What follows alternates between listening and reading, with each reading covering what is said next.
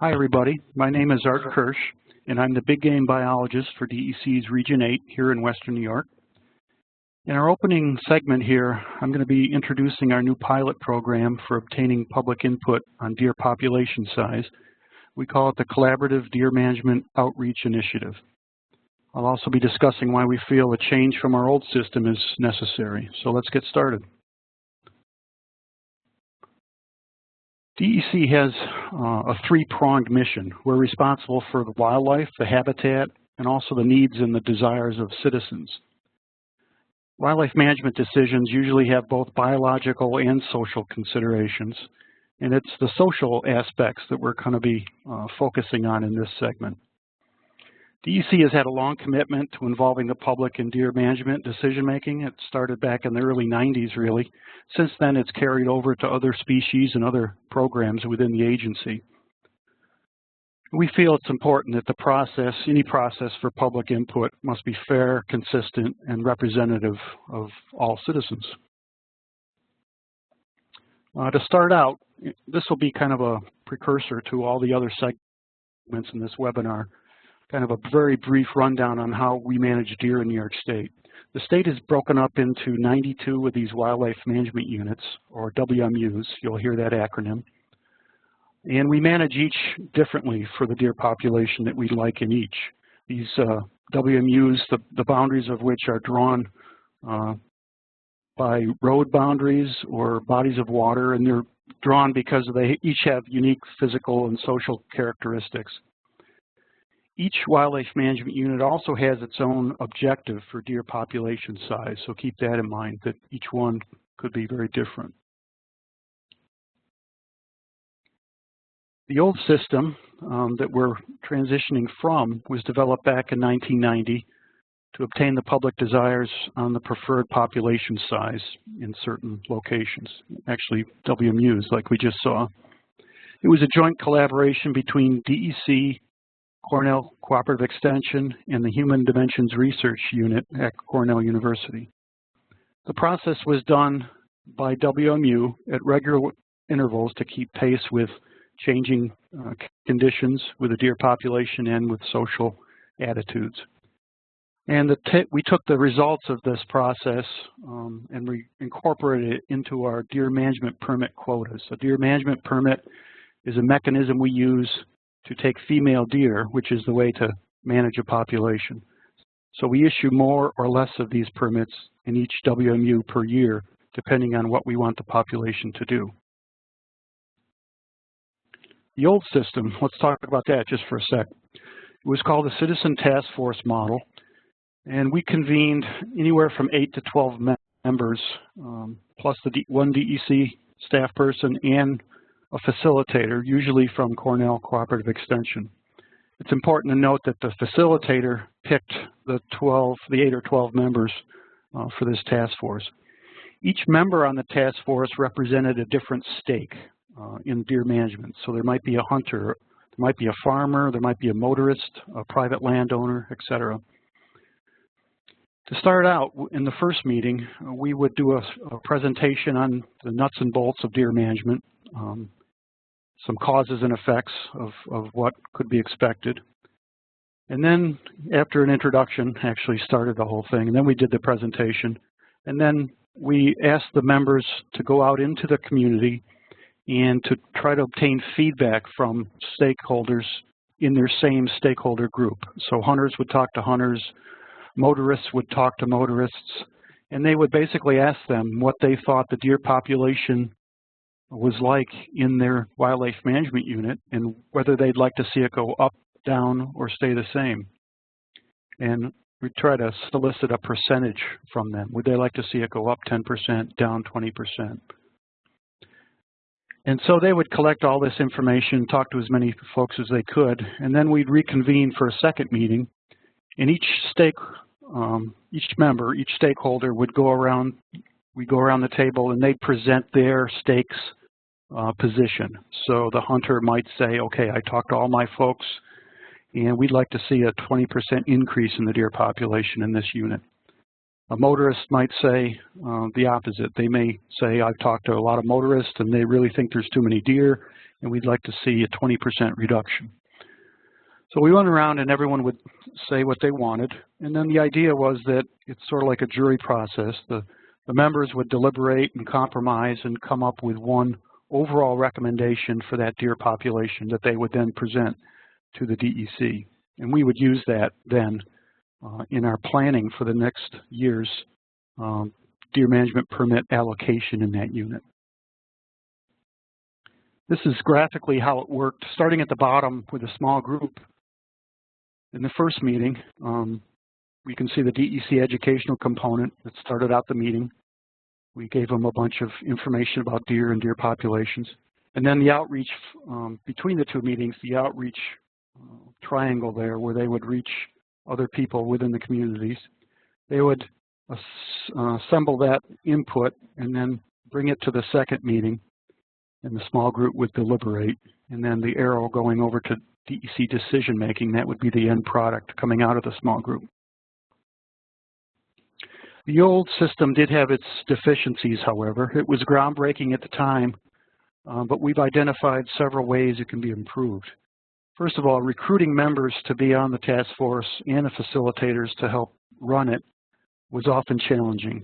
We had to go and approach, or I should say the facilitators had to go and approach folks, ask them to be members.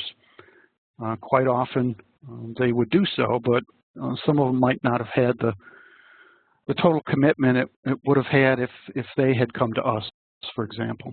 It was also difficult in some cases finding facilitators because Cornell Cooperative Extension, of course, had their own staff and their own budgets and their own plans, and we weren't necessarily, this program wasn't necessarily part of that.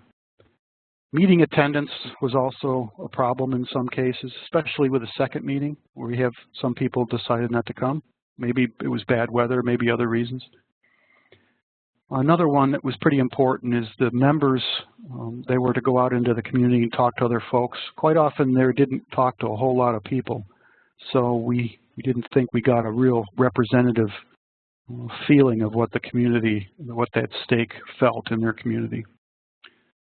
It was often difficult for members of the community to wear a single hat, and by that I mean they were tasked with only looking at their particular stake and talking about that stake.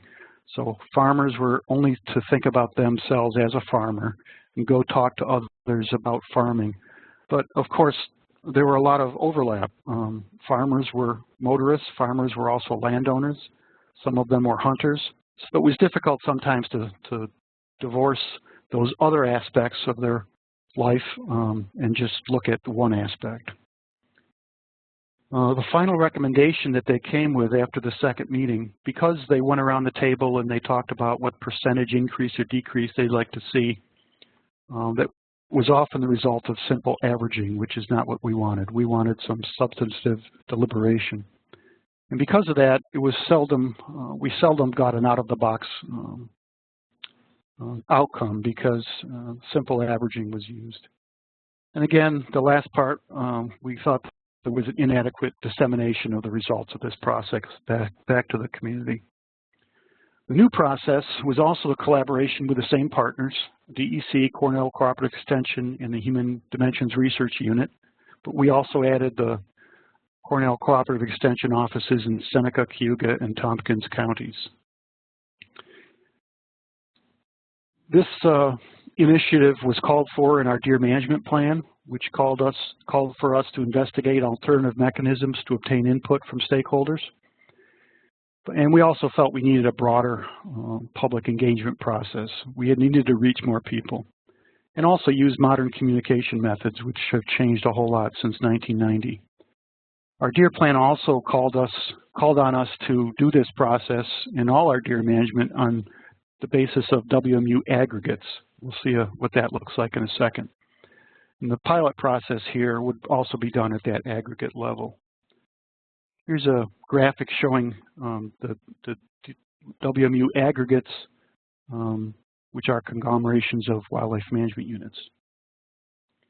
The one we're dealing with for this pilot program is called the Central Fingerlakes Aggregate, and it's made up of those wildlife units, as you can see. So the program was all of Seneca County and portions of these other counties around it in the Central Fingerlakes Aggregate. The planning for this new project started in 2013, where we interviewed people from the old process, the people that were on the task forces, the facilitators, and also DEC and Cornell staff. It also included, almost a year ago, a survey of residents within that aggregate to ask them their opinions and their feelings on the deer populations and the impacts that they see from deer.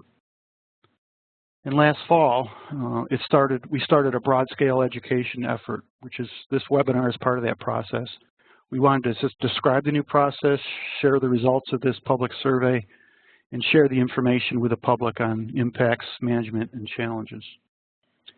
So out of that, we'll be forming a small group of folks, much like the old system, to identify and prioritize the impacts in that aggregate. They'll use the survey results and also the educational component to help them when they discuss population changes.